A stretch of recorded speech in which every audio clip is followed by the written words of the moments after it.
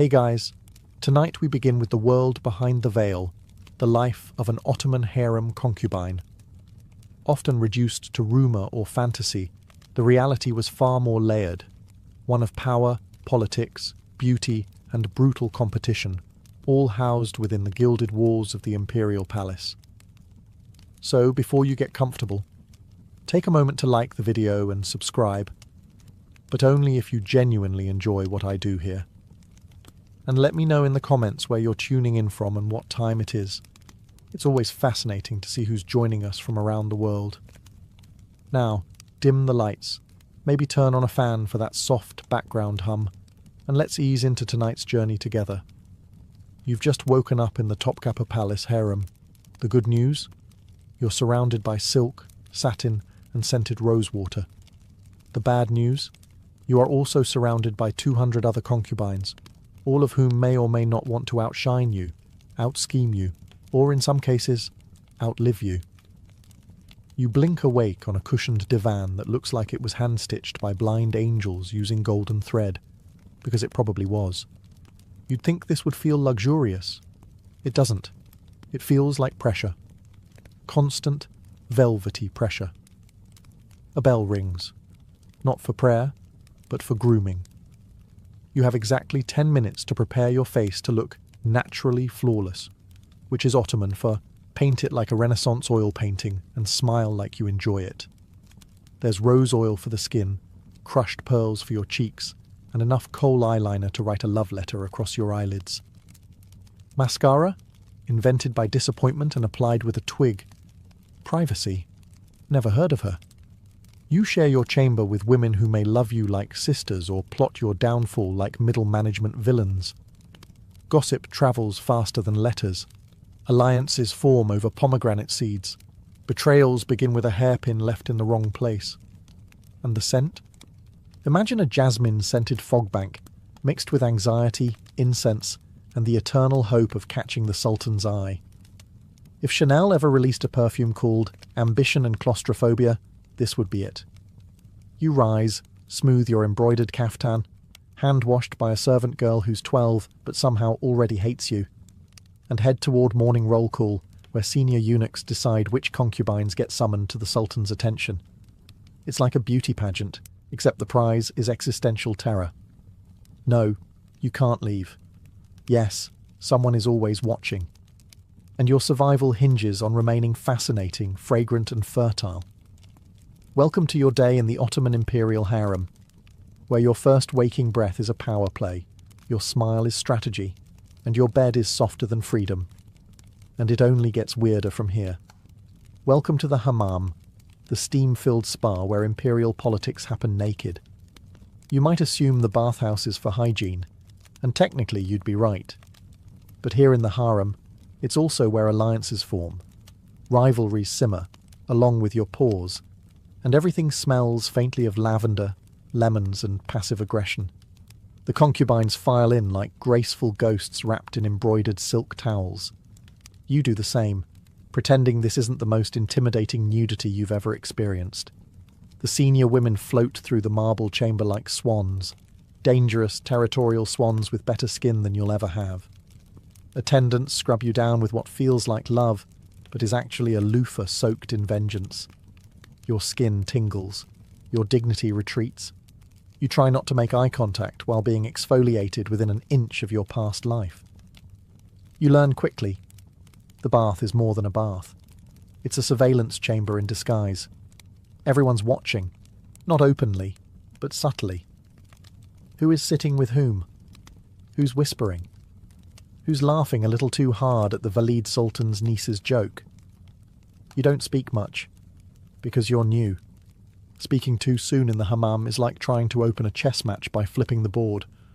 The veterans will either ignore you or quietly decide you need correcting, usually in the form of chore reassignment or social exile.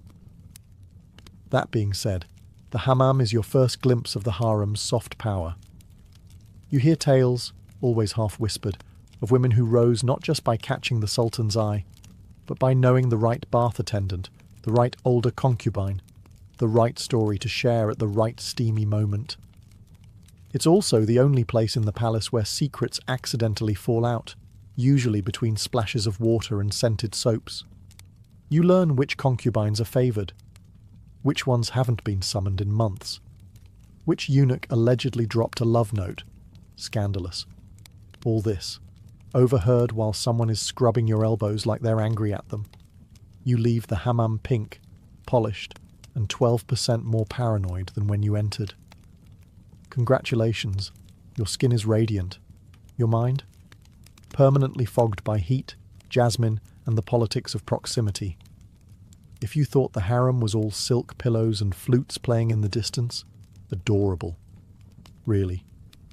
But by now you've learned it's less of a day spa and more of a slow-motion chess match where the pieces are beautiful, bored, and dangerously well-informed. And then there are the eunuchs. Specifically the black eunuchs, high-ranking castrated guards who report directly to the valid sultan. They control who goes in and out of the harem, who gets summoned, who gets ignored, and occasionally who disappears without a trace and is never spoken of again. They don't smile much. They don't need to. Their presence alone is a career-ending gesture. You quickly learn, if you want to survive, better yet thrive, you don't flatter the sultan. You befriend the eunuchs. Not with gifts, that's suspicious. Not with flirting, deeply awkward and wildly inappropriate. No. The trick is to be respectful, predictable, and, above all, inoffensively useful. You ask for nothing. You're always ready when summoned. You never ever gossip about them, because news travels in this palace faster than the plague, and you really don't want your name attached to a sentence that ends in... And then she was transferred to the laundry chamber. Meanwhile, among the concubines, relationships are complicated. You've made one tentative friend, a girl from Circassia, who pretends to like embroidery, but is clearly plotting something long-term and ruthless. You also have an enemy, though you're not sure why. She stared at you too long during lute practice. You blinked. She hasn't spoken to you since. Everything is subtle. Compliments are weapons. Smiles are loaded. You begin to miss the emotional simplicity of your old village goat. But you learn. You learn how to interpret silence, how to stand just close enough to power without looking ambitious, how to thank a eunuch for handing you a letter as if he just handed you a divine scroll. And most of all, you learn that survival here isn't about being the prettiest or the most talented. It's about understanding how power moves, in glances, in silence, in the way someone's name is spoken one day and not the next. At first glance, your job as a concubine seems simple. Look beautiful, smile politely, and waft through the palace like an emotionally available ghost in silk slippers. But in reality, you're now expected to master the oldest imperial skill of them all, absorbing everything while appearing to absorb nothing. You are a sponge. A bejeweled, perfumed sponge who embroiders a suspicious number of tulips while memorizing who sits where, who glares at whom, and who got an extra apricot at breakfast. Subtle changes in fruit distribution. In this palace, it's practically a coup. Your daily schedule now includes hours of training that sounds like finishing school but smells like political grooming. You're taught music, literature, poetry, Islamic law, Ottoman etiquette, and, if you're lucky, how not to pass out during dance lessons. The idea is to be beautiful, yes, but also charmingly clever without being threatening, like a decorative peacock that can quote Rumi and doesn't talk back. The real education, though, happens in between. You learn to notice how long it takes the Valid Sultan's tray to be cleared, and who clears it. You note which eunuch walks in just before bad news arrives. You memorize who's absent. You never ask why. You listen more than you speak. Actually, you don't speak unless someone 3 ranks above you asks you to. Even then, you keep it brief. Ideally with a comment that's humble, insightful, and somehow flattering to them without sounding like you're trying. And while you sit there with your hands neatly folded over your embroidery, which may or may not be a misshapen dove, you are quietly archiving every interaction in your mental scroll, alliances, slights, opportunities, names. especially names. You also begin to understand the unspoken ranking system. Who is favoured, who is tolerated, who is 3 skipped meals away from being reassigned to kitchen duty. You are currently somewhere between interesting newcomer and acceptable wall furnishing. Don't worry, that's better than it sounds. Because the truth is, in the Ottoman Harem, looking harmless is one of the most dangerous things you can do, and you're starting to do it quite well. There are 2 kinds of fear in the harem: the fear of being overlooked and the fear of being noticed. Today, you are flirting dangerously with the second. It begins innocently. You are handed a new robe, not the usual subtle grey-blue cotton you've worn for weeks, but something far too bold. Silk, rose-coloured, embroidered with tiny golden vines. You stare at it like it just proposed to you. From the Valid Sultan's steward, the servant girl mutters, eyes down. This could mean anything. Maybe you're being rewarded. Maybe you're being tested. Maybe it was meant for another concubine, and you're now walking into someone else's assassination plot with very soft sleeves. You put it on. It fits suspiciously well. As you pass through the harem corridors, the other women notice. Not openly, that would be beneath them, but with precisely timed pauses in conversation, raised brows, and one glance so sharp it could cut embroidery thread. You sit for morning recitation with your posture a little straighter. You pretend not to notice that you've been placed slightly closer to the front. Not directly next to the favoured ones, but not with the wallpaper girls either. Then there's the rose. Later that afternoon, a eunuch delivers a single pink rose to your quarters. Just one. No message, no explanation. You hold it like it might detonate. In palace code, this could mean anything. The Sultan might have noticed you. Or someone wants it to look that way. Or maybe you're being set up for palace gossip. The deadliest game of telephone in Ottoman history. The safest move. You press the rose between the pages of your prayer book and tell absolutely no one. Not even your shadow. Especially not your shadow. She gossips. You go to bed that night draped in rose silk, feeling like a target inside a Valentine's Day card. Here in the harem, rising too quickly is suspicious. Standing out is dangerous. But disappearing, that's worse. So you hold your posture, sip your sherbet, and prepare for whatever this robe and rose combination means, because it might be everything, or it might be nothing. And in this place, both are equally terrifying. Dinner in the harem isn't dinner. It's theatre.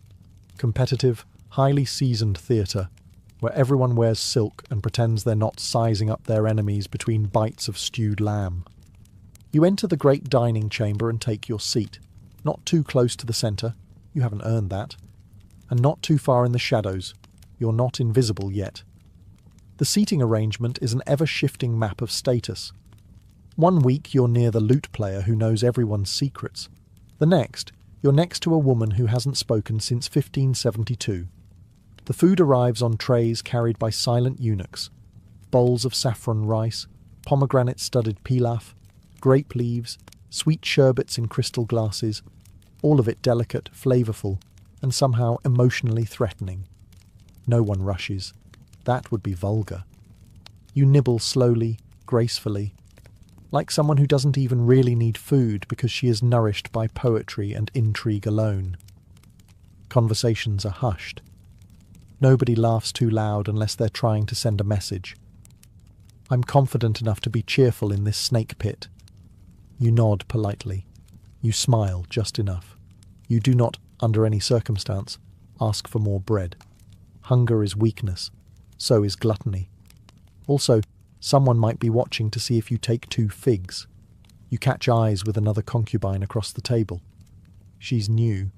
Or maybe she's old and reborn with a better tailor. Either way, her earrings are too large for her rank, and her smile is the kind that comes with long-term plans. You break eye contact before she decides you're a problem. Then comes the part no one ever admits, watching the eunuch enter. When he steps in, the air shifts. If he heads your way, a letter, an invitation, anything, you remain perfectly calm on the outside. Internally, your soul may or may not be breakdancing. If he doesn't, you nod as if this suits you just fine. You didn't want to be summoned anyway. You're busy, chewing suspiciously decorative grapes. By the end of dinner, nothing has happened. And everything has happened. Power has changed hands in eyebrow lifts and polite laughter. You rise, you bow, you leave. Still hungry, still smiling, still in the game. You try to sleep, which is adorable, because the harem at night is like a theatre stage after the performance, dim, hushed, but still full of tension. The lanterns flicker low, the fountains murmur outside, and you lie awake wondering if tonight is the night a eunuch knocks on your door. You know the rules. The Sultan chooses in secret, sometimes with intent, sometimes impulsively, sometimes because he saw a girl drop a fig with particular elegance. There is no pattern, no logic, just anticipation and silk-robed anxiety. Around you, the other women pretend to sleep. One breathes too loudly. Another keeps adjusting her veil like it might protect her from bad news or good luck. Everyone's pretending not to care. You care. Of course you care. You were handed a rose 2 days ago, and you're still trying to decide if it was a compliment or a warning. Maybe both. Maybe neither. Palace communication is like poetry written by a committee of spies. Suddenly, soft footsteps. A door creaks. Somewhere, a eunuch whispers a name. Not yours. You exhale. Relief. Disappointment.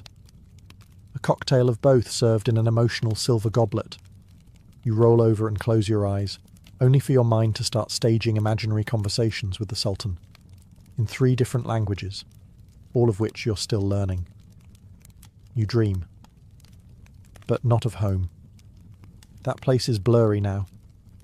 You dream of the woman across the dining table with the earrings too large for her rank. She smiles at you in the dream.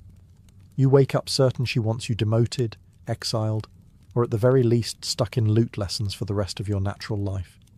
You dab rose water under your nose and pretend it's calming. It isn't. But it smells like control. At some point, just before dawn, you finally drift off. You've survived another night without being chosen, without being erased, without accidentally looking too eager or too dull. And in the palace of Topkapi, that's not sleep, that's a diplomatic victory. There are 2 stories whispered in the harem. One is the fairy tale, where the Sultan notices you, and your life is transformed by luxury, influence, and the occasional diamond the size of a walnut. The other is what actually happens. The Sultan, ruler of an empire that stretches from Hungary to Arabia, may or may not remember your name. You are one of hundreds. He could have summoned you because you look like a painting he once saw, or because his coffee tasted a bit too bitter and he's in the mood for distraction. When the eunuch knocks on your door after nightfall, he doesn't explain. He just bows. You rise, silently, heart pounding in your ears like a royal drumline. You are led through halls lit by lanterns and scented with sandalwood. A path hundreds have walked, but only a few have returned from with stories worth surviving. You arrive at a chamber where your reflection stares back from polished brass and tile mosaics. A final attendant adjusts your veil, adds 1 more drop of oil behind your ears, and gives you a look that says, "Smile, but not too much. Speak, but only if spoken to. And for the love of Allah, don't trip." You enter, and there he is, the Sultan. The man you've trained for, feared, imagined, and maybe accidentally dreamed about during Quran lessons. He is wearing silk robes and an unreadable expression. He says your name, the new one, not the one your mother gave you. He asks where you're from. You lie gracefully. You talk about poetry. He nods. Then he hands you a fig. What does it mean? Everything in the harem is a metaphor, and this fruit is no different. Is it a test of refinement? An invitation? A subtle indication of dietary preference? You take the fig, peel it gently, and offer a reply that sounds both elegant and mysterious. Something about sweet things hiding bitterness. You hope it sounds deep. It might just sound hungry. The night passes in conversation, music, and the occasional silence that feels like a judgment. When you are dismissed, it's with a nod. You are escorted back, alone, intact, and thoroughly bewildered. You have been noticed, and now things are about to get complicated. You return just before dawn, walking softer than usual, as if stepping too loudly might break whatever spell you were briefly under. You slept, sort of. More accurately, you reclined next to the most powerful man in the empire and tried very hard not to sweat through your perfume. You were charming, you think. You definitely said something about poetry, or maybe goats. You're not sure anymore. The eunuchs say nothing when you pass. That's good. Silence is always preferable to a knowing smirk. Back in the harem, the air smells different. Same jasmine incense, same rose oil in the hallway, but now it's seasoned with something new. Attention. The concubines don't look at you directly. That would be crass. But you feel their glances bounce off your shoulders like decorative daggers.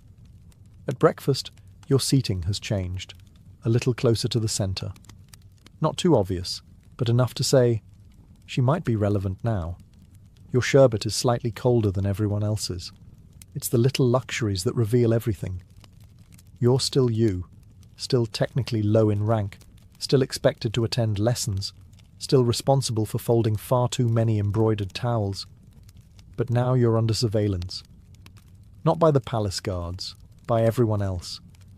Girls who never spoke to you before suddenly want to share their favourite verses from Persian poetry. A servant accidentally leaves a pomegranate on your tray, a fruit associated with fertility, which is about as subtle as dropping a baby cradle in your lap. Even your enemies become more polite. They nod slightly. Their eyes, however, remain sharp and amused, like cats watching a candle. The older concubines offer no expression at all. They've seen this before. Some of them were you, 5 years ago. 1 or 2 still might be. You spend the rest of the day doing what the harem trains you to do best, appearing neutral. You speak when addressed. You smile just enough. You move like you belong here, because now you sort of do. But the real trick? Not letting anyone know how you feel. Because in this palace, emotion is a currency, and yours is under heavy exchange. You've stepped onto the palace ladder now, the one no one talks about, but everyone's scrambling up in their softest slippers. It doesn't lean against a wall.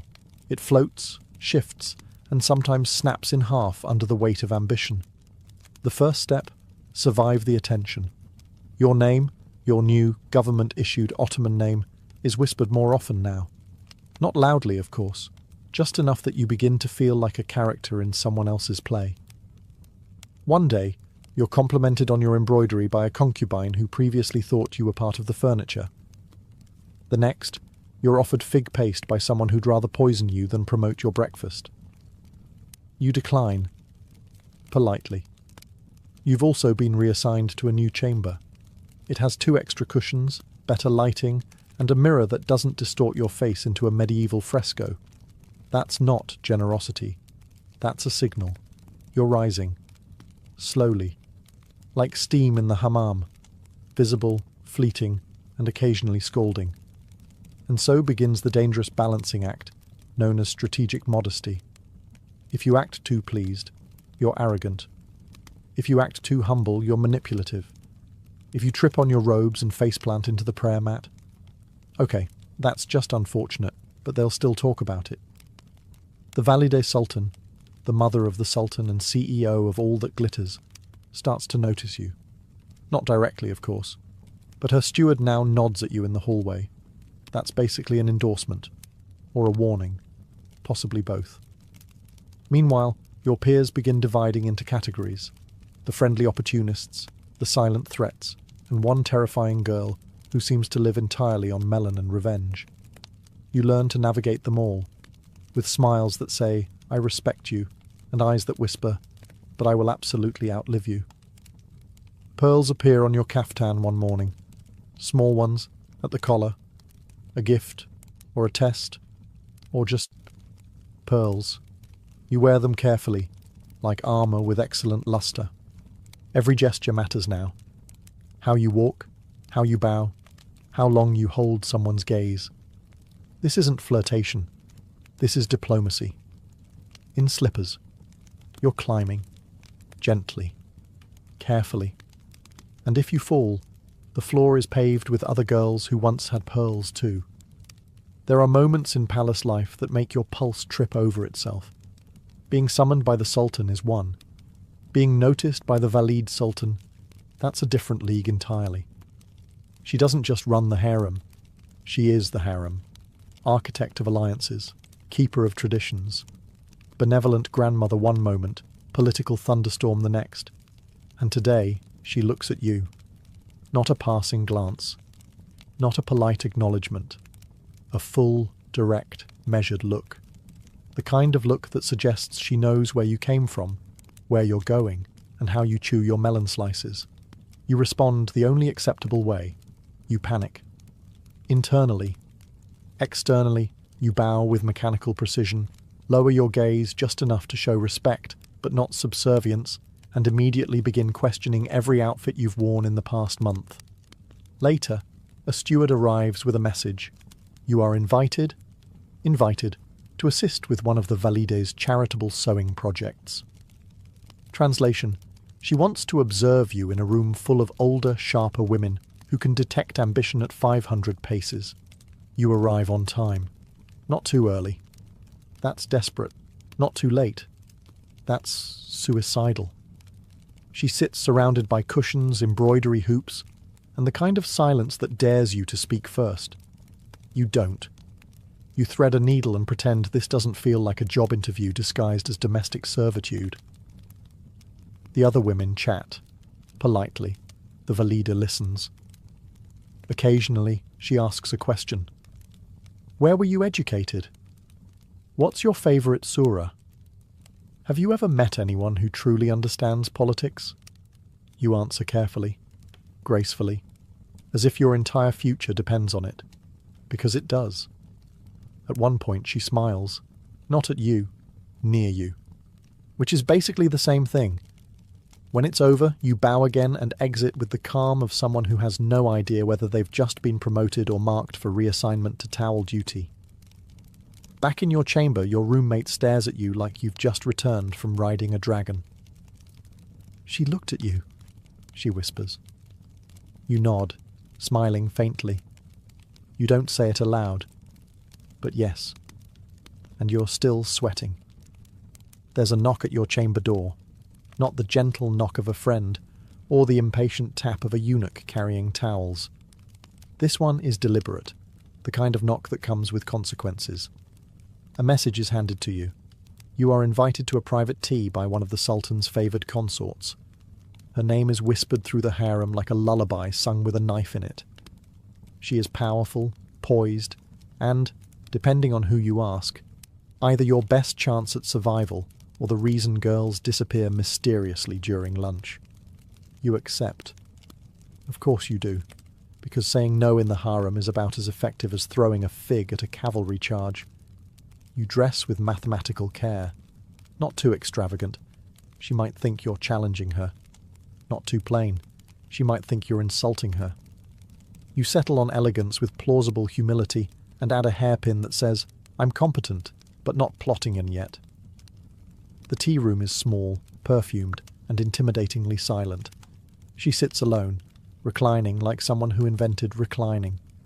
Her robe is embroidered with threads that probably cost more than your hometown. She gestures for you to sit. You do, gracefully, quietly, with just enough bow to imply deference but not desperation. She pours the tea herself. That's either very generous or very symbolic. Possibly both.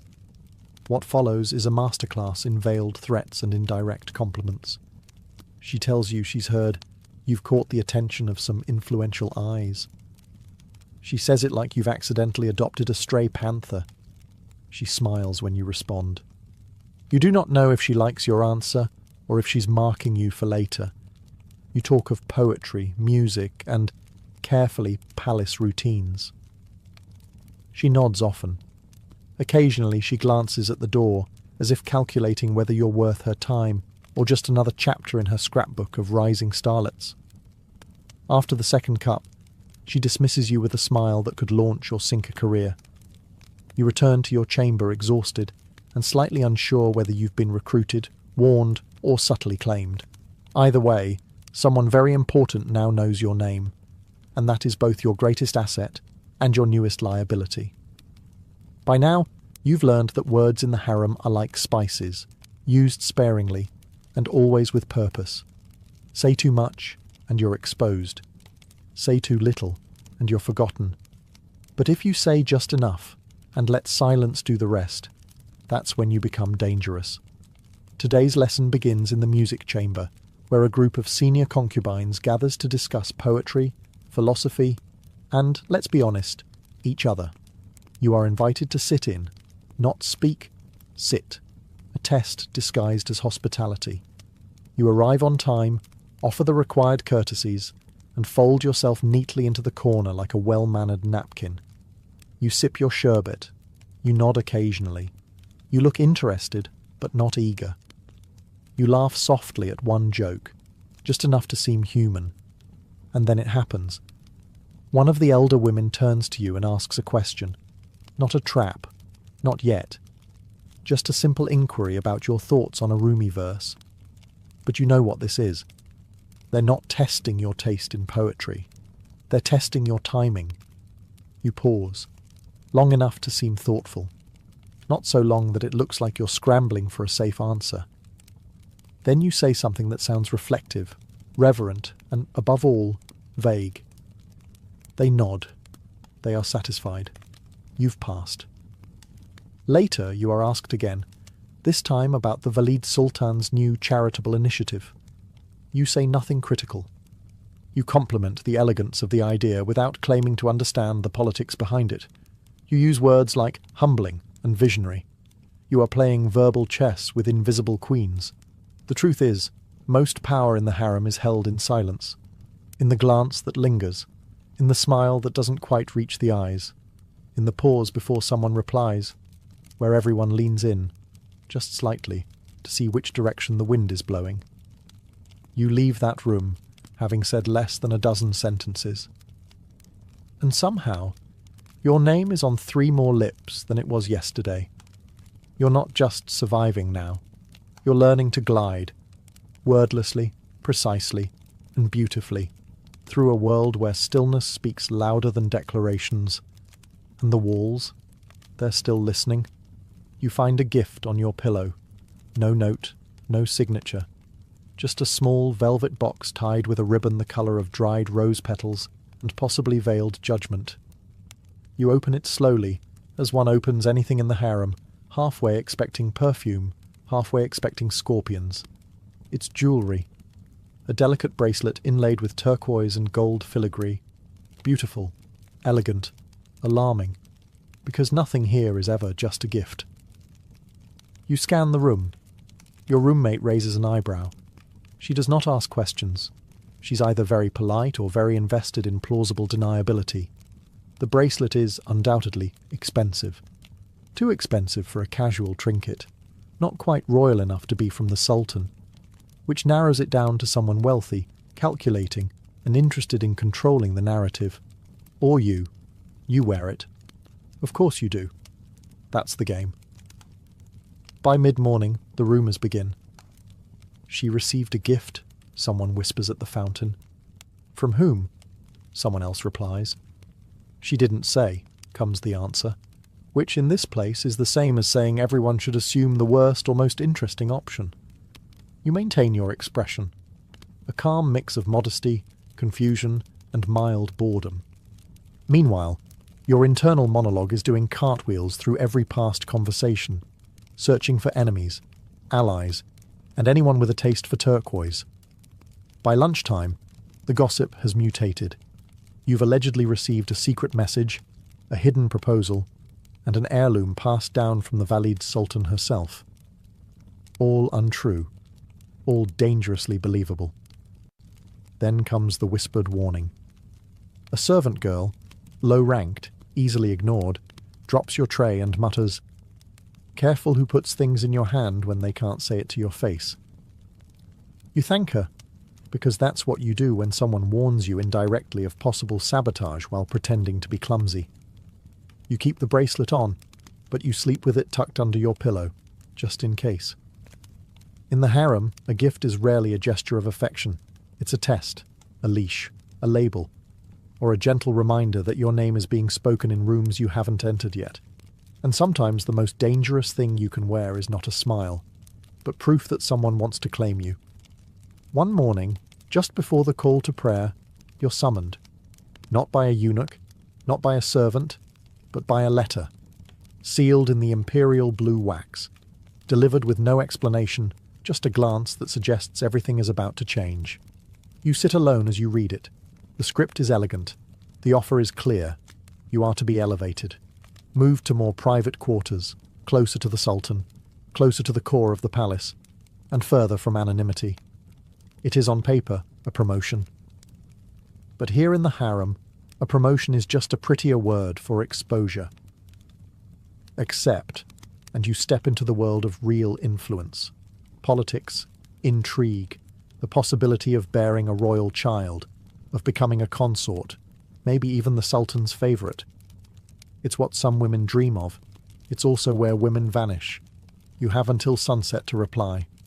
So you walk the gardens, the ones where you used to hide in the shadow of elder concubines. Now they look smaller. The fountains still whisper. The tulips still bloom like delicate secrets. But the air feels different. It's your name they speak now. You think of home, blurry now. You think of the other girls, the ones who never rose, the ones who rose too fast, the ones who were clever, but not clever enough. And you think of yourself. Not the version trained in etiquette and poetry, but the girl who arrived with her old name tucked somewhere between her ribs. That night, you dress carefully. One final choice. You walk past the curtains, the silken borders that separate the known from the unknown, and in the stillness, you answer. Maybe you rise, maybe you vanish, maybe your name is written into palace history, or maybe it's whispered one last time and folded away like a silk scarf in a drawer no one opens anymore. But one thing is certain. You were not just a decoration. You were a strategist in satin, a survivor in perfume, a masterclass in restraint. And for one full day, and maybe longer, you walk the tightrope between power and peril, without falling. Long before comic books and Hollywood blockbusters, the ancient world already had its own Amazons, and they were terrifyingly real. Meet the Scythian women, horse-riding, bow-wielding warriors of the Eurasian steppe who didn't just defy gender norms, they reloaded and galloped right over them. The Scythians were a nomadic people who roamed what is now Ukraine, southern Russia, and parts of Central Asia. Herodotus, the Greek historian, wrote of fierce Amazon women who mated with Scythian men and birthed a tribe of warriors. For centuries, scholars chalked that up to Greek imagination and a little too much wine. But recent archaeology tells a different story, one with bone-deep proof. Excavations of Scythian burial mounds or kurgans have uncovered the remains of women buried with full warrior regalia. Swords, spears, quivers of arrows, and even battle scars. One teenager's skeleton, discovered in the Altai region, had arrowheads embedded in her spine, a grim but undeniable sign that she fought and died in combat. Some were laid to rest with their horses, clad in armour. These weren't ceremonial props, they were used and worn. This was a culture that didn't just allow women to fight, it expected them to. Scythian society, unlike most of its ancient contemporaries, wasn't rigidly patriarchal. While men raided and hunted, women often did the same. Girls were trained from a young age to ride and shoot, and elite females could hold positions of influence. There are even signs that Scythian priestesses held spiritual authority, making them both feared in battle and revered in ritual. The Greeks were both fascinated and horrified. They created the myth of the Amazons, wild warrior women who hated men and lived apart from civilization. But the core of the legend was grounded in their encounters with the Scythians. These women didn't match the submissive domestic ideal of the Greek woman. They were alien, powerful, and therefore mythologized. So next time someone says female warriors are just a fantasy trope, remind them, the Scythians beat us to it by about 2,500 years. And their legacy is written not in legend, but in arrow-pierced skeletons and iron-tipped truths buried beneath the steppe. If you think battlefield leadership was strictly a man's game, then you haven't met the queens of Africa. These weren't pampered palace figures lounging in silk. These were war-hardened rulers who led armies, negotiated treaties, and stared down empires without flinching.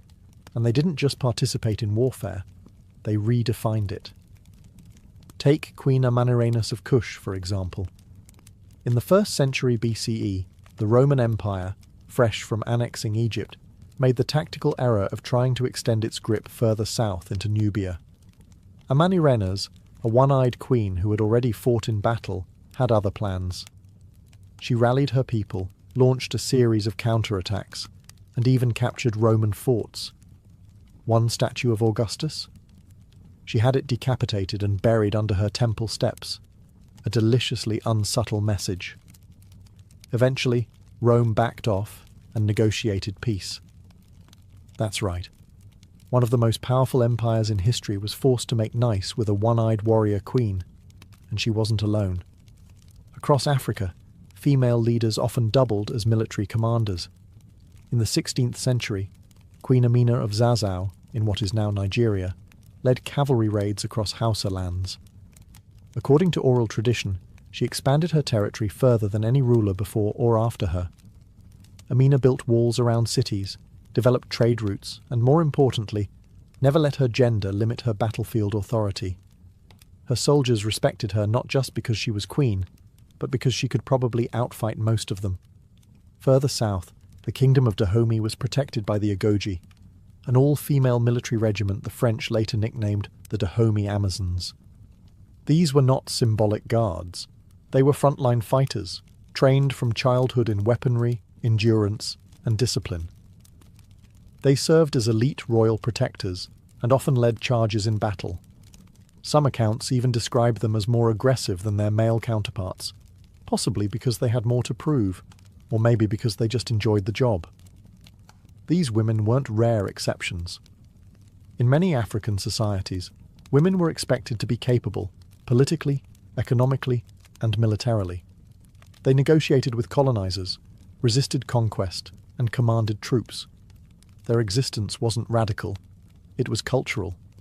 So, the next time someone says history was written by men with swords, you might want to add, sure, but some of those swords were held by queens. When you picture ancient Greece or Rome at war, it's usually rows of male soldiers in bronze armor marching off to battle. But stay behind the front lines, and you'll find a different kind of warrior. One who didn't wear a tunic into combat, but picked up a weapon when the city gates were about to fall. Women in both Greek and Roman societies were often forced into defensive roles, and they didn't hesitate to rise to the occasion. In classical Athens, women were officially excluded from military service. Their roles were mostly domestic, religious, or symbolic. But when invaders came knocking, those lines blurred fast. During the Persian Wars, for example, Greek women acted as logistical support, running supplies, caring for the wounded, and in some desperate cases, throwing roof tiles from the city walls onto enemy troops. Not exactly the glamorous side of battle, but it made a difference. The Siege of Plataea in 429 BCE offers one striking moment. Women trapped inside the city took up arms, fought alongside the remaining defenders, and, according to Thucydides, played a vital role in the resistance. These weren't trained soldiers. They were citizens turned fighters. But war doesn't always wait for training. Over in Rome, women were technically barred from military engagement. And yet, Roman history is littered with tales of women taking charge when things fell apart. In the sack of Rome by the Gauls in 390 BCE, women reportedly negotiated with the invaders, offered their jewelry to fund defense efforts, and helped rally morale. During later conflicts, like the Second Punic War, Roman women often followed their husbands to military camps, some even acting as informal strategists or advisors. One particularly notable tale comes from the sack of Rome in 410 CE. As Alaric's Visigoths stormed the city, noblewomen like Proba and others are said to have opened their estates as places of refuge, armed their servants, and coordinated resistance within the urban chaos. These weren't passive victims. They were active participants in defense and survival. In the ancient world, warfare wasn't just fought with swords on a battlefield, it was fought with quick thinking, courage, and sometimes sheer desperation, and women were right there in the thick of it, defending their homes when no one else could. If you were a Roman governor in Britannia around 60 CE, your worst nightmare had a name, and it was Boudica. She wasn't just a queen. She was a force of vengeance, fire, and fury, with a knack for rallying an entire population of angry Britons into open revolt against the world's most powerful empire. Boudica ruled the Ursini tribe in eastern Britain. After her husband, King Prasutagus, died, he left his kingdom jointly to his daughters and the Roman Empire, an attempt to secure peace. Rome, being Rome, ignored the will, annexed the territory outright, publicly flogged Boudica, and, in an act so horrific it's still discussed today, had her daughters assaulted. This wasn't just political domination, it was humiliation, and Boudica would not let that stand. What followed wasn't a minor rebellion. It was an all-out war. Boudica became the face of the uprising, leading a coalition of tribes in a scorched earth campaign that shook Roman control to its core. First stop, Camulodunum, modern-day Colchester, a Roman town that was utterly razed. Then Londinium, modern-day London, burned to ash. Verulamium, modern St. Albans, same fate. The Roman historian Cassius Dio described her as tall, terrifying, with a mane of red hair and a fierce presence that stirred her warriors into a frenzy. Tacitus, meanwhile, emphasized her eloquence and leadership, describing how she addressed her troops not as a noblewoman, but as a mother wronged, and a warrior awakened. Though she had early victories, Boudica's army eventually faced a professional Roman force under Governor Suetonius Paulinus. Outnumbered and poorly equipped, the rebels were slaughtered. Boudica either took poison or fell in battle. The sources disagree. But her defeat didn't erase her impact. The Romans learned their lesson. They became more cautious in how they dealt with tribal leaders, and they never forgot the name of the woman who made an empire tremble. Boudica's rebellion wasn't just an uprising. It was a reminder that oppressed people, led by someone with nothing left to lose, can become the most dangerous force of all. And in this case, that force happened to be a mother with a war chariot and a long memory. In the lore of feudal Japan, the image of the samurai is almost always male. A stoic warrior in lacquered armor, loyal to death, sword in hand. But look beyond the cherry blossoms and Bushido scrolls, and you'll find another kind of samurai, one in silk and steel. The Onabu geisha, or women warriors, were not only real, they were deadly. Trained in martial arts, archery, and strategy, these noblewomen were the hidden backbone of many samurai clans. They weren't typically sent into open-field battles like their male counterparts, but when their homes, castles, or family honor were at stake, they fought without hesitation, and often without mercy. One of the most iconic Onabu geisha was Tomoe Gozen, a 12th century warrior who fought during the Genpei War. Described in the Heike Monogatari, Japan's epic of war and honor, Tomoe was said to be a peerless rider and remarkable archer who could cut down men with one sweep of her katana. She rode into battle like a tempest, wearing full armor, long black hair trailing behind her like a war banner. At the Battle of Owazu, she reportedly decapitated a rival samurai in single combat, a final blaze of glory before disappearing from history like a ghost on horseback. Then there's Nakano Takeiko, a 19th century fighter during the Boshin War. She wasn't formally part of the Imperial Army, women weren't allowed, so she formed her own unit. an unofficial corps of female warriors who fought with naginata, pole weapons. She died leading a charge against imperial forces, taking a bullet to the chest. Her last request, to be buried with honor by her sister so the enemy wouldn't claim her body. These women weren't tokens or legends. They were part of the martial tradition, upholding the values of Bushido, loyalty, bravery, and self-sacrifice. Some even received the same training as their male counterparts in times of war. Of course, as Japan modernized and centralized its military power, the Onobu geisha were pushed to the margins, their stories reduced to folklore. But the reality remains. In Japan's blood-soaked history of samurai clashes and castle sieges, women's blades were sharpened just as often, and just as deadly. The Roman Colosseum, a monument to cruelty, entertainment, and testosterone-fueled violence. Lions, spears, slaves, and sweaty men locked in mortal combat. But what if we told you that sometimes the combatants weren't just men? That buried beneath the mythos of the Roman gladiator is the lesser-known reality of female gladiators, the gladiatrices. While they were rare, these women did exist, and they weren't there to serve snacks. They fought in front of roaring crowds, trained in the same ludi, gladiator schools, and were often treated with both titillation and terror. Roman emperors, especially the more theatrically inclined, like Nero and Domitian, loved the shock value of women in combat. Female gladiators were novelties, yes, but also formidable warriors in their own right. Evidence is scattered but compelling. A marble relief from Halicarnassus shows two women, Amazon and Achillea, locked in combat. The carving even notes that they fought to a draw, which was considered an honourable outcome. Their names weren't randomly assigned either.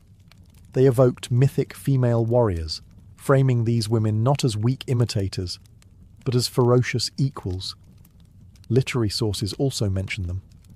The satirist Juvenal, never one to miss an opportunity to judge, mocked upper-class women who trained as gladiators, suggesting it was a scandalous rejection of femininity.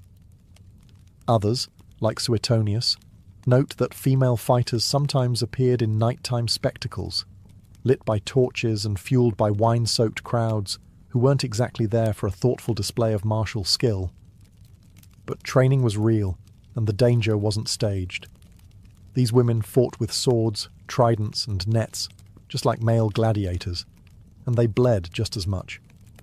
They were often slaves, prisoners of war, or criminals sentenced to the arena. Some were volunteers, octoratae, who chose the life of a gladiator for fame, money, or escape from worse fates. In 200 AD, Emperor Septimius Severus banned women from gladiator combat altogether, perhaps worried that Rome's taste for female fighters was becoming a bit too unorthodox, or perhaps because women were proving too good at it. So while they didn't dominate the Colosseum, the gladiatrices carved out a brutal, blood-stained space of their own. In the sand, gender meant little. Skill, ferocity, and survival meant everything. The medieval battlefield wasn't just a boys' club with chainmail. While most women were kept far from formal combat roles, some didn't get the memo, or ignored it on purpose. Whether disguising themselves as men, leading troops as abbesses, or simply refusing to stay in the convent when swords started swinging, medieval women found ways to fight, both literally and symbolically. One of the strangest categories of warrior women, the warrior nuns. During the Crusades, certain religious women did more than pray for victory. They picked up weapons. While most did so defensively, records exist of abbesses and nuns taking command when their convents or lands were threatened.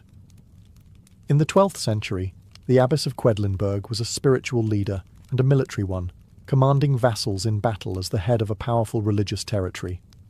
She didn't wear armour, but she sure gave orders like a general. Then there were women who simply became men, at least on paper. Medieval records reveal multiple cases of women disguising themselves in male clothing to enlist in armies. Some were caught and executed, others passed undetected for years. One example is the story of a woman known only as John. who served in an English garrison during the 100 Years' War. When discovered, her comrades reportedly shrugged and let her continue, because she fought just as hard as they did. Joan of Arc, of course, is the superstar of this category, a teenage peasant girl who claimed divine visions, dressed in men's armour, and led the French army to victories that stunned Europe. But for every Joan, there were dozens of unnamed women who didn't have visions or sainthood, just grit and opportunity. Even outside of the battlefield, women played tactical roles. Noble women in besieged castles often coordinated defences, rationed supplies, and negotiated with enemy forces. Eleanor of Aquitaine, while not a sword-swinging warrior, accompanied her husband on crusade and was rumoured to have worn armour, whether as a statement, protection, or performance, is still debated. The point? The Middle Ages weren't nearly as monolithic as they seem. Women found loopholes in rigid systems, snuck past the rules, or simply made up new ones. And while history didn't always record their names, it certainly felt their presence on the battlefield. When people think of the medieval Islamic world, they might imagine flowing robes, caliphs in grand courts, or scholars debating science and philosophy. What they often miss? The women who picked up swords, led armies, and defended cities when men were too slow, too dead, or too distracted by politics. Take Khawla bint al-Azwar, for example, a name that still echoes through Arab folklore like a war cry. A 7th century warrior during the early Muslim conquests, she fought alongside her brother in battle. After he was captured by Byzantine forces, she stormed the enemy lines in black armour, wielding her sword with such precision that soldiers mistook her for Khalid ibn al-Walid, the famed general known as the Sword of Allah. When her identity was revealed, morale didn't drop. It soared. She had earned her place among warriors through sheer skill and nerve. Women like Khawla weren't just battlefield anomalies. In times of crisis, especially during sieges, women took up arms to defend their homes and cities. During the Mongol invasions of the 13th century, as the Khwarezmian Empire crumbled, there are accounts of women fighting in the streets of Nishapur and other cities, flinging stones, wielding daggers, and turning their homes into fortresses. They were never formally trained, but desperation is a powerful teacher. Further west, in Al-Andalus, Islamic Spain, noble women weren't cloistered either. Some wielded considerable political and military influence. Walada bint al-Mustakfi, while best known as a poet, lived in a world where women of her class often ran estates and defended them during civil unrest. A few centuries later, during the Reconquista, Muslim women sometimes joined their husbands in defending the last strongholds of Granada. There's also Sayyida al-Hurra, not a battlefield warrior, but a pirate queen. In the 16th century, she commanded fleets in the western Mediterranean, striking fear into European ships. Allied with the infamous Barbarossa of the Ottoman navy, she was a political leader and naval commander, a double threat on sea and shore. In many Islamic societies, the ideal of modesty coexisted with the reality of necessity. When cities burned and armies failed, the veil came off and the sword came out. And in those moments, history remembered them, not as women who broke the rules, but as warriors who rewrote them. For centuries, history books told us that war was a man's domain. Men led, men fought, men died gloriously, while women waited, wept, or patched wounds in the background. But scratch the surface, and a different story bleeds through. A story of women who didn't wait to be invited to the fight. They crashed the battlefield, often with more guts than glory. From the Scythian horse archers, who likely inspired the Amazon myth, to African queens who outmaneuvered empires, to women gladiators drawing blood in the sand. Every continent has its tales of female warriors. Sometimes they were leaders born into power, like Queen Amina or Boudica. Sometimes they were commoners who stepped up when chaos left no other option, like the medieval cross-dressers or the women defending ancient cities from siege. What unites them isn't just courage, it's the refusal to be erased. The legacy of these women isn't measured by how many battles they won, but by how many rules they broke. They defied cultural norms, religious expectations, and political boundaries. They forced generals, emperors, and chroniclers to revise their assumptions. In many cases, that meant being deliberately written out of the record. After all, what empire wants to admit it was rattled by a woman with a spear? And yet, the traces remain. In bones buried with weapons, in poems, in scratched notes from historians who didn't know what to make of them, in oral traditions, songs, and temple murals. The stories survived, not always intact, not always celebrated, but alive enough to inspire generations that followed. Modern military history has only recently begun to fully acknowledge the breadth of women's contributions to warfare. It's not about placing women above men in battle. It's about recognizing that they were always there, even when they were never supposed to be. So the next time someone calls women in war an exception, remind them. From the deserts of North Africa to the snowy steppes of Central Asia, from castle sieges to chariot charges, women weren't just part of the war story. They were the plot twist, the hidden edge. The blade history tried to sheath but never could, because once a sword is drawn, it doesn't care who's holding it, only what they're willing to do with it. Marcus Aurelius was born on April 26, 121 CE, in Rome, the very heart of an empire that stretched from Britain to the sands of Arabia.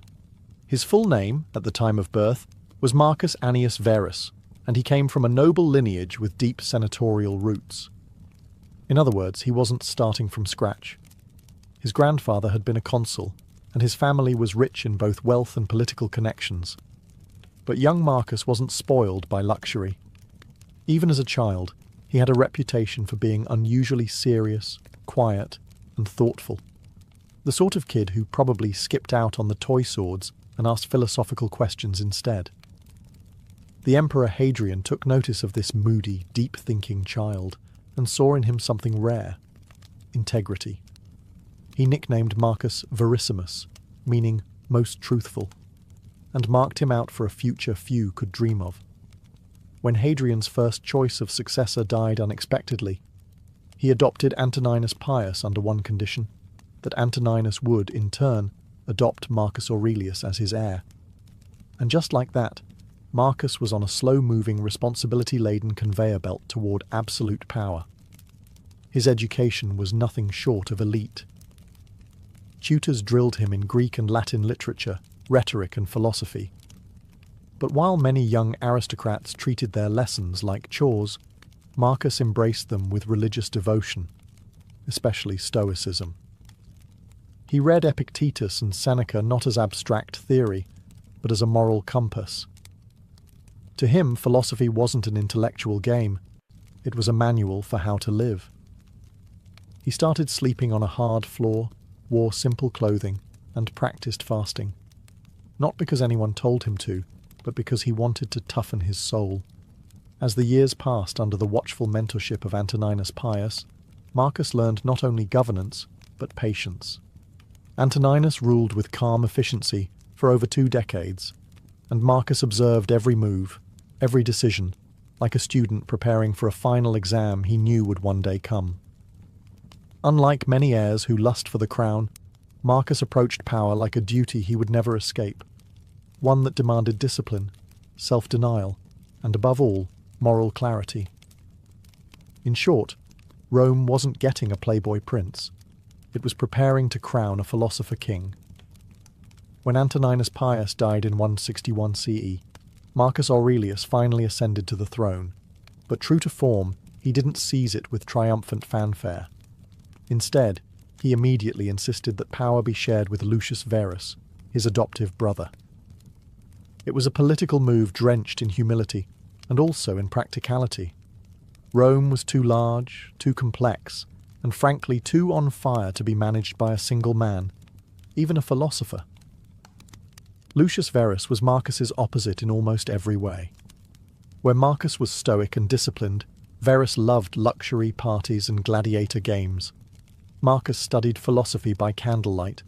Lucius hired chefs and actors. Still, the partnership worked better than expected, mostly because Marcus stayed focused on governance while Lucius led the military.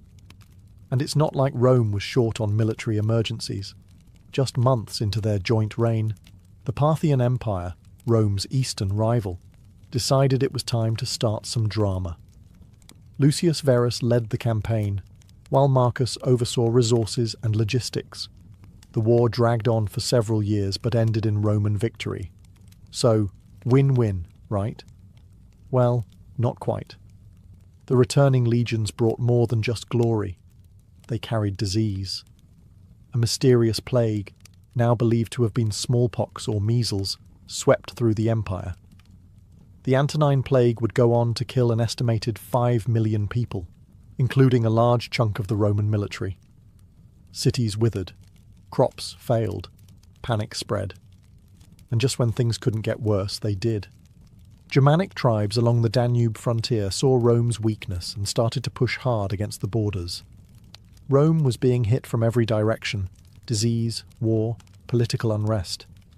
Marcus, barely into his rule, was already knee-deep in catastrophe. Lucius Verus died in 169 CE, likely from the plague, leaving Marcus to govern alone, the weight of the world now fully his to carry. Most rulers would have crumbled, but Marcus, calm, meditative, unflinching, saw adversity not as chaos, but as a test, a fire to be endured, not avoided. He didn't whine. He didn't retreat.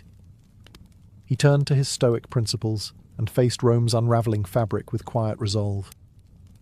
After all, for Marcus, being emperor wasn't about personal glory. It was about duty, no matter how much it hurt. By the early 170s CE, Marcus Aurelius had traded his senatorial toga for a soldier's cloak. The Germanic tribes, especially the Marcomanni, Quadi, and Sarmatians, were pouring across the Danube frontier, emboldened by Rome's recent plague-weakened defences. Marcus didn't delegate this crisis from a marble palace. He rode north, he set up camp, and he stayed there, year after year, leading from the front lines like a general, not a philosopher king. It was in these harsh frontier conditions, surrounded by mud, cold, disease, and constant danger, that Marcus penned one of history's most quietly revolutionary texts, Meditations. He didn't write it for publication, glory, or even his heirs. It was a private journal, a philosophical diary, in which he reminded himself how to remain moral, rational, and composed in a world gone mad. Where other emperors built triumphal arches, Marcus built an inner citadel. In one moment, he was inspecting fortifications or negotiating with tribal leaders. In the next, he was scribbling thoughts like, "You have power over your mind, not outside events. Realize this, and you will find strength." That wasn't campaign strategy. It was soul maintenance. The wars were brutal. The Germanic tribes were not pushovers.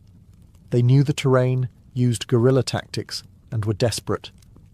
Yet Marcus pressed on, adapting Roman military tactics, reorganizing legions, and making hard choices, including granting slaves and non-Romans military roles in exchange for loyalty. Traditionalists grumbled, but Marcus didn't care. He needed bodies, not bloodlines. Despite constant pressure, Marcus refused to become cruel. While his generals urged scorched earth campaigns, he often opted for diplomacy. When cities were taken, he forbade unnecessary slaughter. When tribes surrendered, he offered them land and autonomy, not annihilation. Even on the battlefield, he clung to stoic principles like a man clinging to a raft in a storm. The irony wasn't lost on him. The man who valued tranquility more than glory had become one of Rome's most battle-worn emperors. Yet he bore it all with grim grace. He wasn't fighting for conquest or fame. He was fighting to protect a crumbling empire, and perhaps to test whether philosophy could survive in the mud and blood of real life. Spoiler: it could. While Marcus Aurelius commanded legions and dealt with border invasions, his most enduring legacy wasn't forged with a sword, but with a pen. Amid tents, snow, and the groans of wounded soldiers, Marcus began writing what we now call Meditations, a collection of deeply personal reflections on life, virtue, suffering, and death. He didn't write it to impress anyone. These weren't public declarations or propaganda. They were reminders, to himself. Mental armor. Notes from a man desperately trying to stay humane while presiding over a world unraveling. Waste no more time arguing about what a good man should be. Be one. That's not the voice of an emperor basking in glory. That's someone reminding himself to live with integrity, even when no one's watching. The text reveals a constant inner struggle. Marcus battled not just Germanic tribes, but his own impulses, anger, pride, despair. In one passage, he reminds himself not to expect gratitude.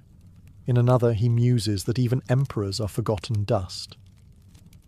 Soon you will have forgotten all things, he writes, and soon all things will have forgotten you. Cheery stuff, unless you're a Stoic. Stoicism, after all, wasn't about joy or control. It was about accepting reality, however brutal, and choosing virtue in every moment.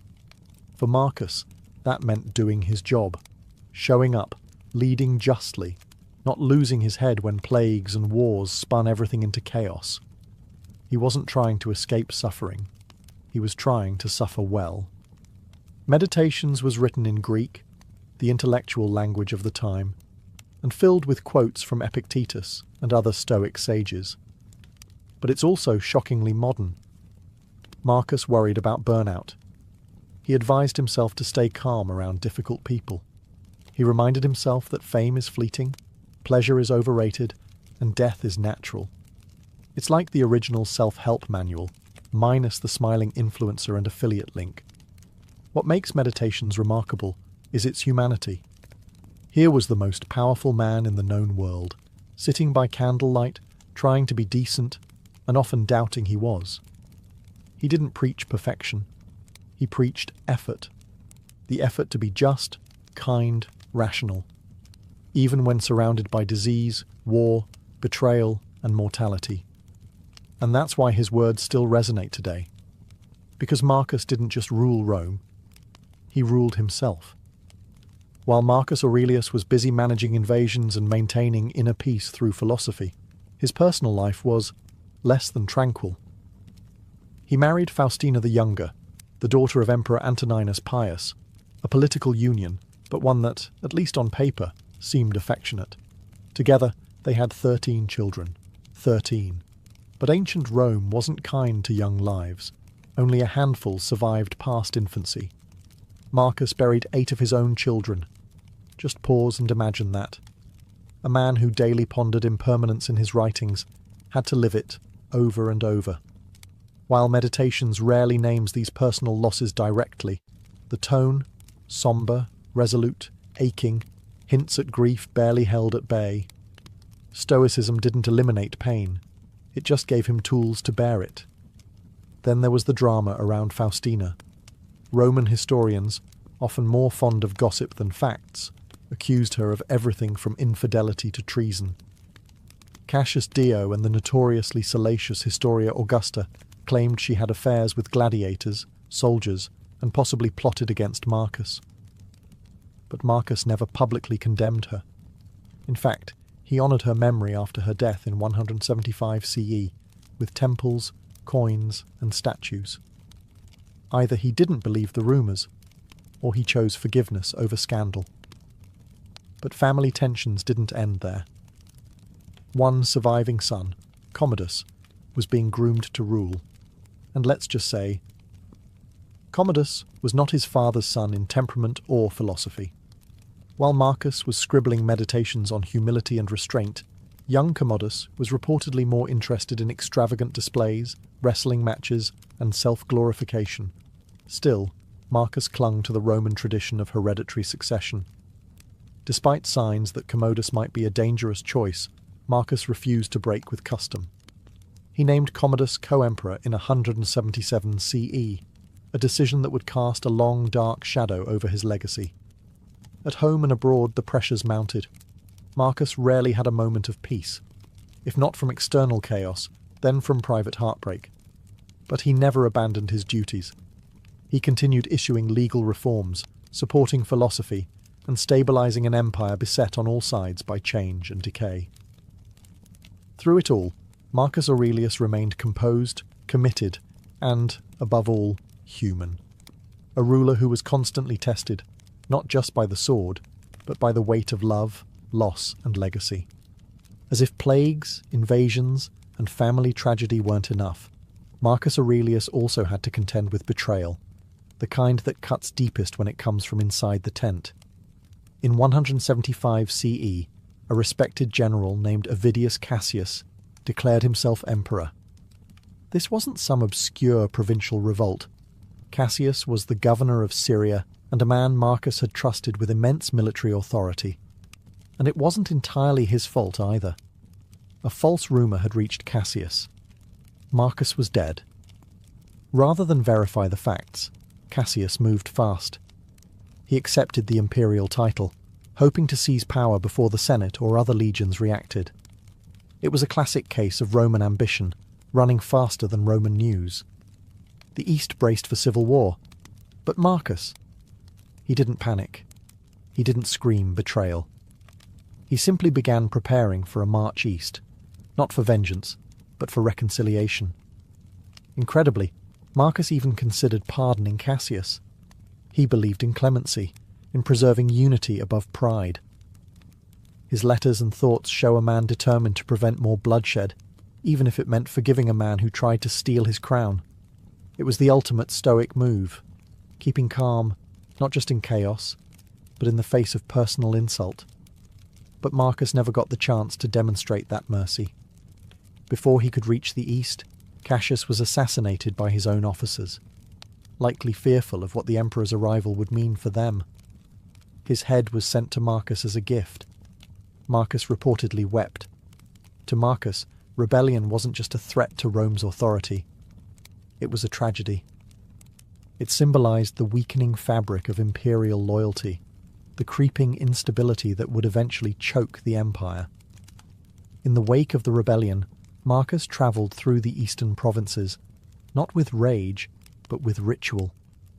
He performed public ceremonies, reaffirmed loyalty, and ensured that no one, especially the soldiers, misunderstood his intentions. But the cracks in the empire were widening. The plague had hollowed out the population. The borders were still bleeding.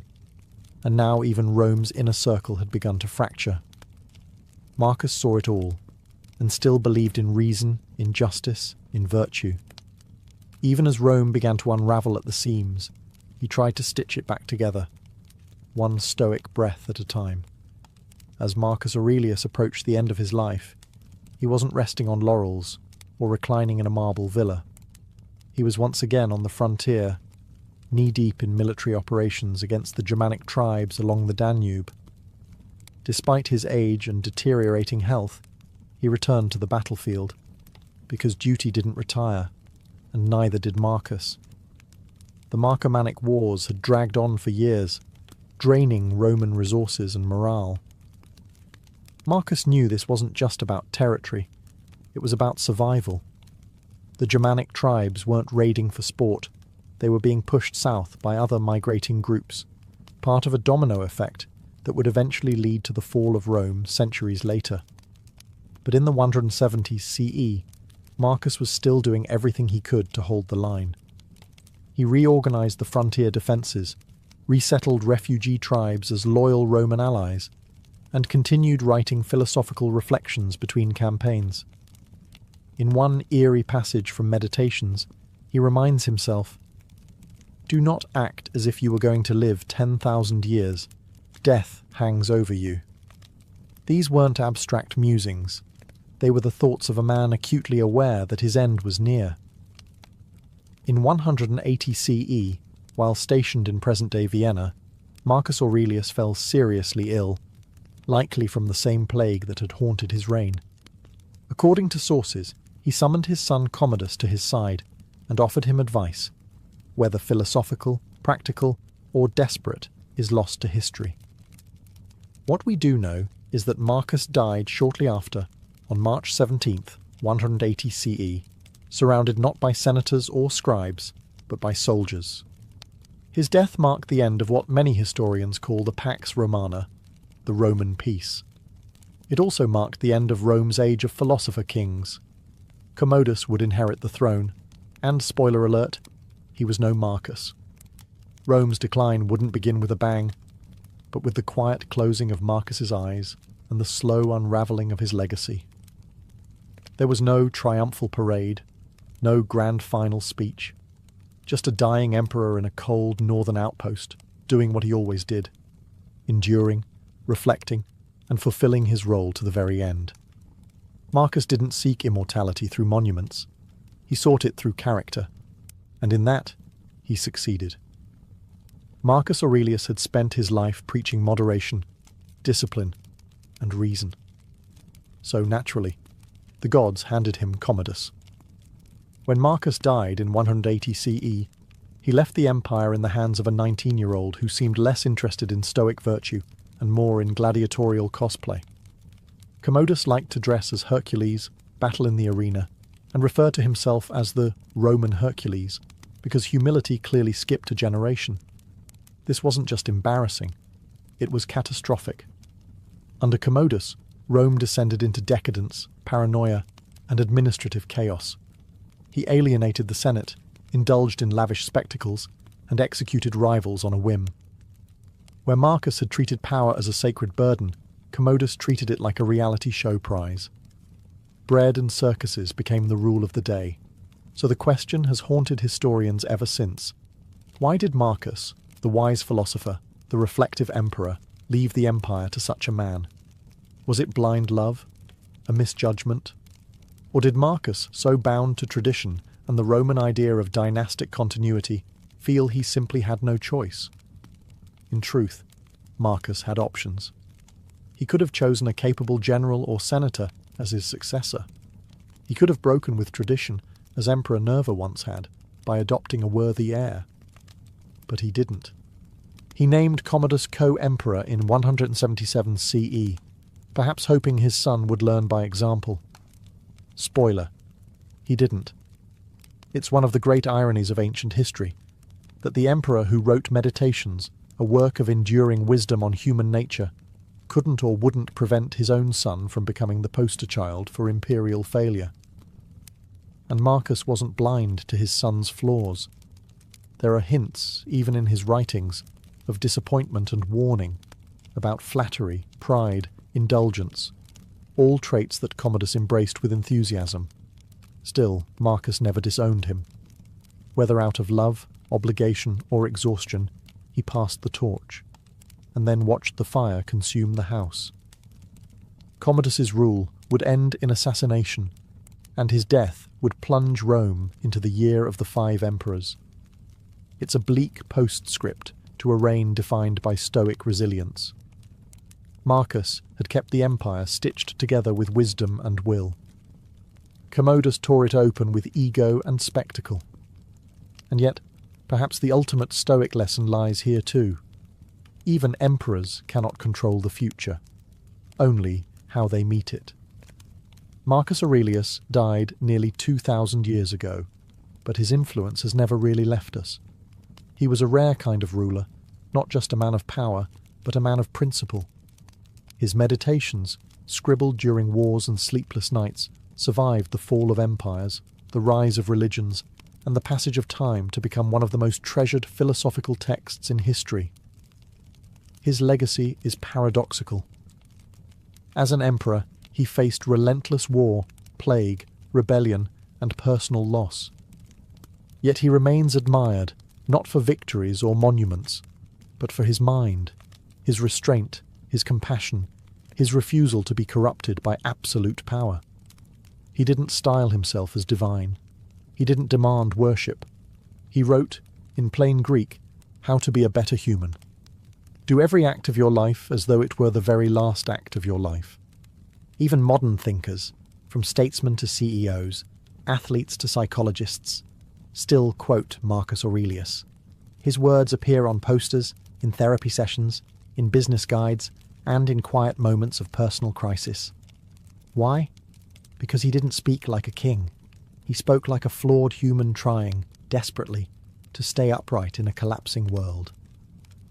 Yet Marcus's legacy is also bittersweet. Despite his wisdom, his reign marked the beginning of the end for Rome's golden age. His son Commodus accelerated the decline, and future emperors would rarely match his dignity or restraint. It's as if Marcus was the empire's last heartbeat of moral clarity before the fever set in. And perhaps that's the most haunting part of his story, that the man who understood impermanence better than anyone left behind something strangely permanent. His empire crumbled, his bloodline faltered, but his meditations, raw, intimate, unpolished, survived. They survived because they were never meant to. They were never edited, never prepared for an audience, and that's what makes them immortal. They are the private whispers of a public man, the diary of an emperor who wanted nothing more than to live well, die justly, and leave the world no worse than he found it. And in the end, maybe that's all any of us can hope to do. Marcus did it, in sandals, on horseback, with a stylus in hand, one stoic breath at a time. In ancient Babylon, justice wasn't just handed down by kings, it was etched in stone for all to see. Around 1754 BCE, King Hammurabi commissioned a towering stele inscribed with what would become one of the earliest and most influential legal codes in human history, the Code of Hammurabi. Standing over 7 feet tall and written in cuneiform script, the black basalt monument was meant to project both order and authority. It didn't just govern, it warned. The Code of Hammurabi contained 282 laws covering everything from trade and family matters to theft and assault. But it wasn't democratic. These laws reflected a rigidly hierarchical society where penalties varied dramatically depending on your social status. For example, if a nobleman broke the bone of another nobleman, the punishment was to have his own bone broken, a clear case of the infamous eye for an eye approach. But if the same nobleman broke the bone of a commoner or a slave, the punishment was merely a fine. Justice in this system was proportional not only to the crime, but to the rank of the person involved. The laws emphasized personal responsibility and state authority. Builders whose poorly constructed homes collapsed and killed the inhabitants could be put to death. Merchants who cheated customers could face mutilation. Even family disputes were tightly regulated, with strict laws governing marriage, inheritance, and parental authority. Adultery, theft, and false accusation were especially harshly punished, often by execution or public shaming. What made the code revolutionary was not just its content, but its visibility. It stood in public spaces, carved with the image of Hammurabi receiving divine authority from Shamash, the sun god and god of justice. This wasn't just a legal document, it was propaganda, reinforcing the idea that Hammurabi ruled by divine right and that his laws were sacred and immutable. However brutal it may seem by modern standards, the Code of Hammurabi established the concept that law should be written, standardized, and accessible. It replaced arbitrary judgment with codified norms. In doing so, it laid the groundwork for later legal systems across the ancient world and continues to fascinate historians, lawyers, and ethicists alike. In Babylon, justice wasn't blind. It was watching, and it had a chisel. In ancient Egypt, justice wasn't just a legal concept, it was a cosmic force. The Egyptians believed in Ma'at, a divine principle embodying truth, balance, and moral order. More than just a goddess, Ma'at represented the foundation of the universe itself. Pharaohs ruled not just with power, but with the responsibility to uphold Ma'at. In doing so, they maintained harmony between gods, nature, and society. Unlike the codified laws of Babylon, Egyptian justice was more flexible and case-specific. There was no singular legal code chiseled into stone. Instead, judges, often high officials or priests, interpreted Ma'at in their rulings. While this allowed for context-sensitive decisions, it also meant that justice could be highly subjective and dependent on the social standing of those involved. Court proceedings were both formal and performative. Cases could be tried before local officials or higher courts in the royal bureaucracy, depending on the severity. Plaintiffs and defendants presented their versions of events, and witnesses were essential. Written records, contracts, testimonies, and petitions were maintained on papyrus, a relatively advanced system of documentation for its time. For common offences like theft or assault, punishments could include fines, beatings, or forced labour. More serious crimes, such as tomb robbery or blasphemy, were treated as offences not only against the state, but against the gods. These could lead to execution, sometimes by fire, drowning, or impalement, or even posthumous punishment, like desecration of the corpse to prevent entry into the afterlife. Perhaps the most iconic image of Egyptian justice comes from the Book of the Dead, in which the heart of the deceased is weighed against the feather of Ma'at. If the heart was heavy with wrongdoing, it was devoured by Amit, a crocodile lion hippopotamus monster, and the soul was condemned to oblivion. If it balanced with the feather, the soul was allowed to enter the eternal paradise of the field of reeds. In Egypt, justice was inseparable from spirituality. The courtroom was not just a venue for dispute, it was a sacred space where divine order was upheld. Unlike Babylon's rigid laws, Egyptian justice flowed with the moral tides of Ma'at, rewarding those who lived in harmony with truth and punishing those who disrupted the balance of the cosmos. In ancient Greece, particularly in Athens during the 5th and 4th centuries BCE, justice took on a radically different form from the divine or king-centered systems of Babylon and Egypt. The Greeks began experimenting with something revolutionary, a justice system grounded in citizenship, debate, and public participation. It wasn't perfect, far from it, but it laid the foundation for many modern legal concepts. Athenian democracy gave every male citizen the right to participate in the courts, both as a plaintiff or defendant and as a juror. There were no professional judges or lawyers. Instead, massive juries, sometimes hundreds strong, were randomly selected from the population. These jurors were responsible not only for hearing cases, but for deciding verdicts and penalties, all without appeal. Trials were short, often completed in a single day, and each side was allowed a set amount of time to present their case, measured by a water clock called a clepsydra. The types of cases ranged widely. Theft, slander, adultery, assault, property disputes, and even impiety, disrespecting the gods, could be brought to trial. While punishments for minor offences were often fines or exile, more severe crimes could lead to death, particularly in cases involving treason or religious sacrilege. Socrates, for example, was famously sentenced to death for allegedly corrupting the youth and disrespecting the gods. Importantly, Greek justice systems did not rely on a written legal code accessible to all. While some laws were inscribed publicly, much of the legal knowledge was held by a small literate elite, meaning outcomes often depended more on rhetoric than on precedent. A clever speaker, or a rich citizen who could hire a skilled orator to speak for them, had a clear advantage. Justice was tied closely to persuasion and performance. Athenians also used a form of preemptive justice called ostracism, in which citizens could vote once a year to exile someone from the city for 10 years. No crime had to be proven, just a consensus that someone had become too dangerous or powerful for the health of the state. Though flawed, ancient Greece introduced the idea that justice could be a collective civic responsibility, not just the decree of a ruler or priest. It was an early and chaotic experiment in legal equality that still echoes in today's courtrooms. In ancient India, justice was rooted in a profound and layered concept called dharma, a term that defies easy translation but roughly means duty, righteousness, and cosmic law. Unlike the law codes of Babylon or the civic trials of Greece, Indian justice was not just about right and wrong, it was about maintaining harmony in the universe, society, and the self.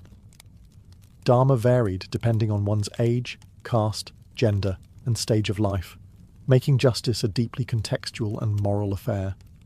The legal framework in ancient India was first formalized in texts known as the Dharma Shastras, with the most well-known being the Manusmriti, or Laws of Manu, compiled around the 2nd century BCE to the 3rd century CE.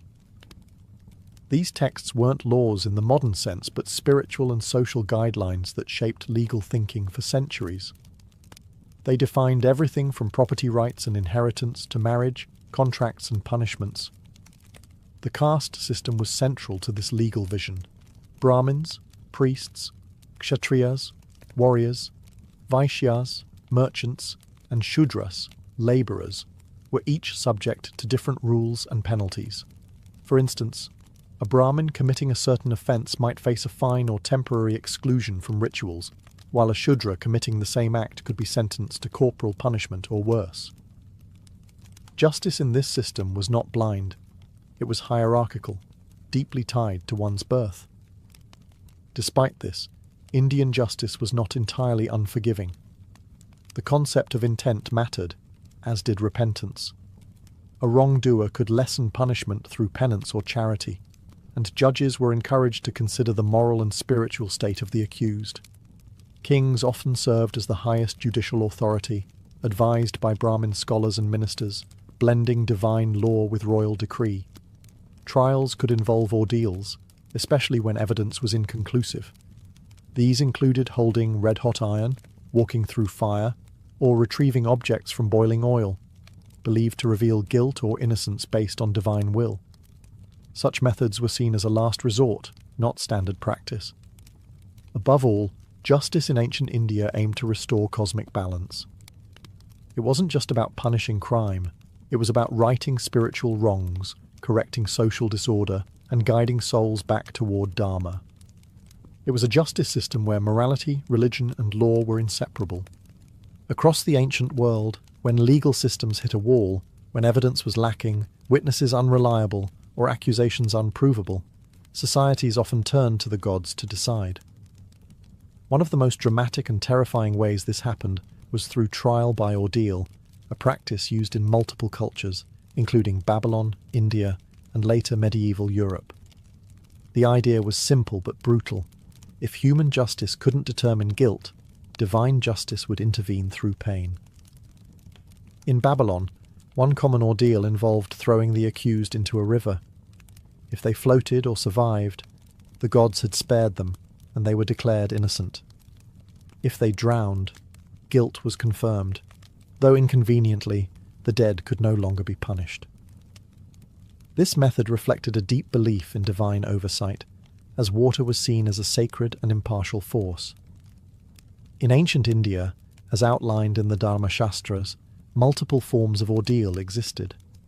These included walking across hot iron ploughshares, retrieving coins from boiling oil, or surviving exposure to venom. The logic wasn't cruelty, it was divine arbitration.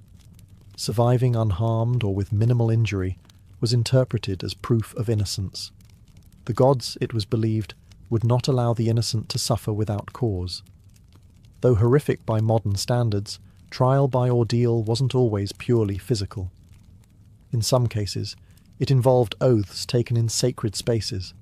Swearing on a holy object or invoking a deity's wrath was thought to bind the speaker to truth. Lying under such conditions was believed to invite divine punishment, either immediately or in the afterlife. The psychological power of ordeal was immense. It could terrify the guilty into confession and bolster the faithful's belief in cosmic justice. But it also revealed how fragile human legal systems were, how deeply ancient peoples felt the need for something beyond human judgment. Ordeals were usually a last resort, a way to settle cases no one could otherwise resolve. Despite their reliance on supernatural outcomes, ordeals reflected a desire for fairness. They were brutal, yes, but they were also democratic in a strange way. Kings and peasants alike could be subjected to them. In the absence of forensics or due process, suffering became a courtroom, and the gods were expected to serve as judge, jury, and executioner. In ancient Egypt, justice was not administered by impartial courts or elected juries. It flowed directly from the divine authority of the pharaoh.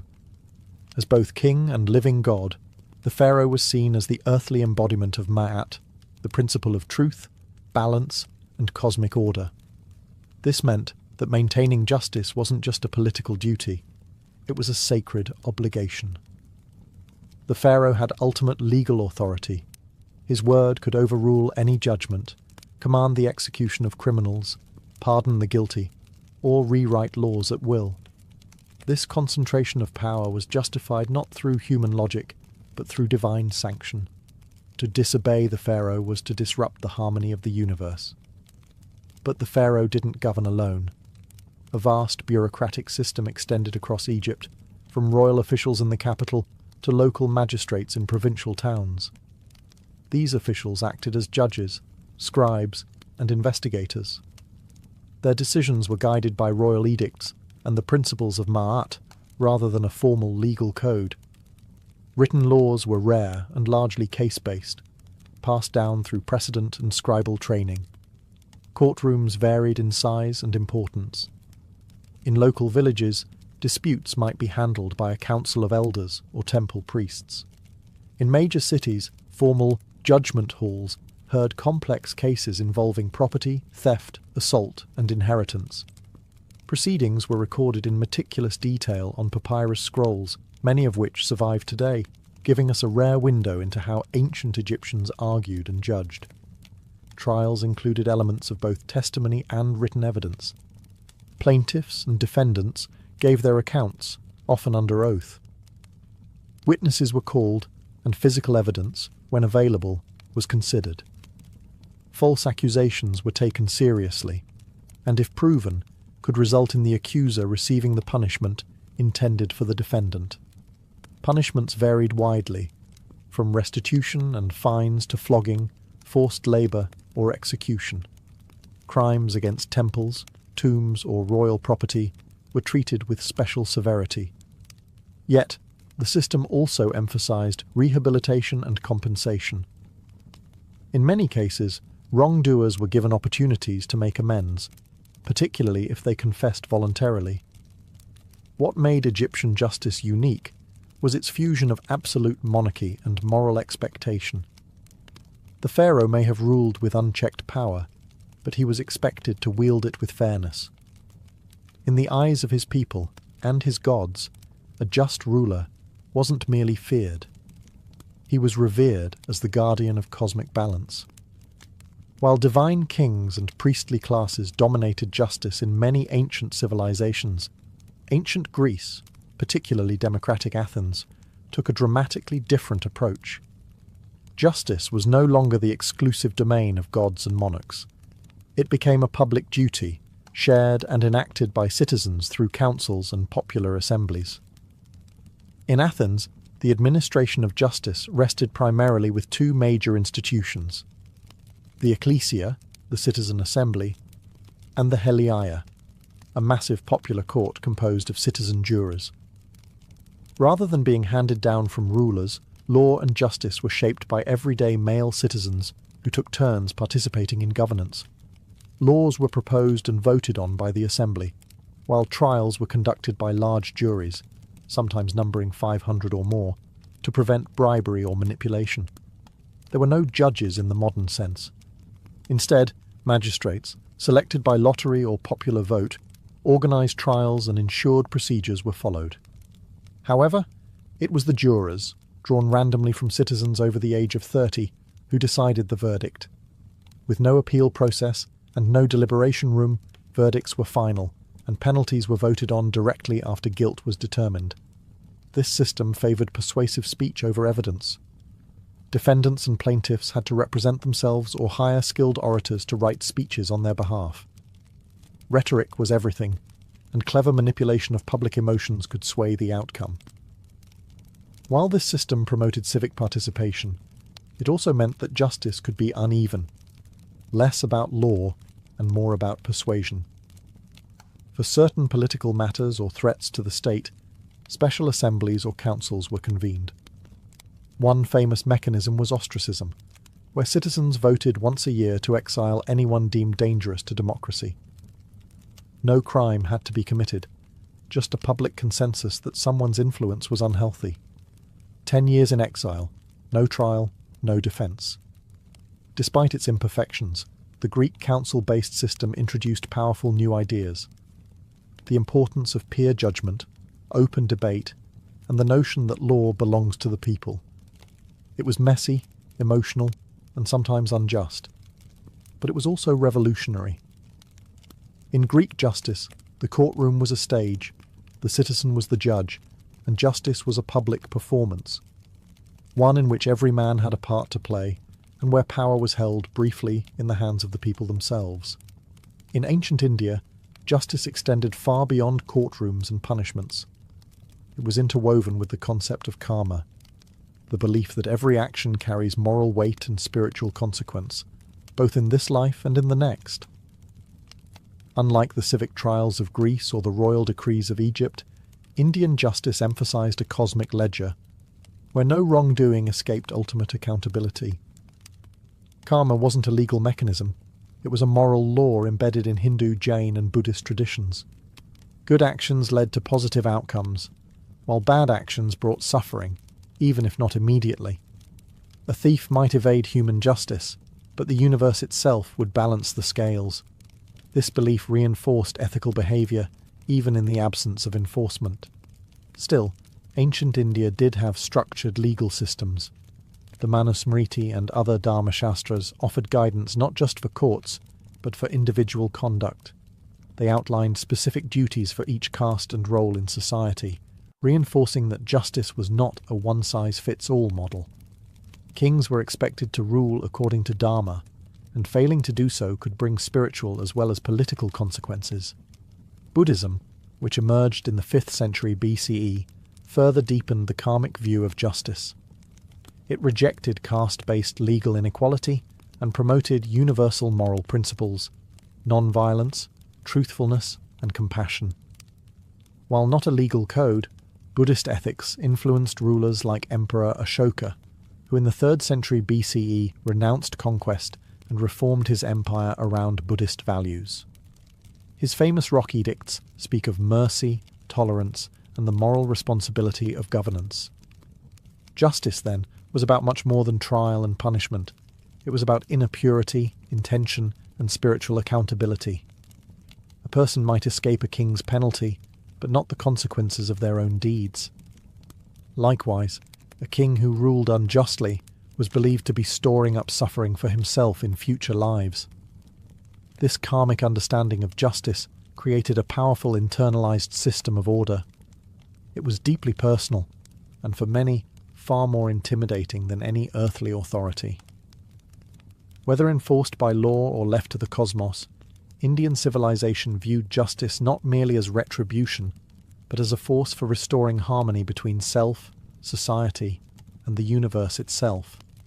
Though thousands of years have passed since the rise of Babylon, Egypt, Greece, and India, their justice systems continue to shape how we think about crime, punishment, and fairness today. These ancient civilizations laid the intellectual, moral, and procedural foundations of legal systems that still guide societies across the globe. Babylon gave us the earliest known codified law, the idea that justice should be publicly visible, consistent, and enforced by the state. The principle of an eye for an eye still appears in legal and ethical debates, symbolizing both the call for proportionate punishment and the dangers of retributive excess. Egypt introduced the concept of divine kingship and moral law, where justice was not just social, but cosmic. The emphasis on balance, truth, and harmony echoes in modern ideas of restorative justice, where the goal isn't just to punish, but to restore community equilibrium. Greece revolutionized justice by tying it to citizenship and participation. Trial by jury, public debate, and the notion of peer judgment began in Athens and remain central to many legal systems today.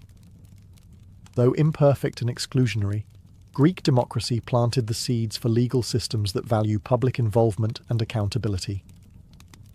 India contributed deeply spiritual and ethical dimensions to justice. The concepts of dharma and karma added a moral backbone to legal systems, encouraging personal responsibility and self-regulation.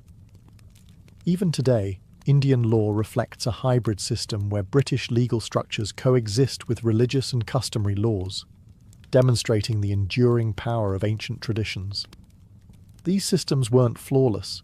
They were often unjust, classist, patriarchal, and brutal.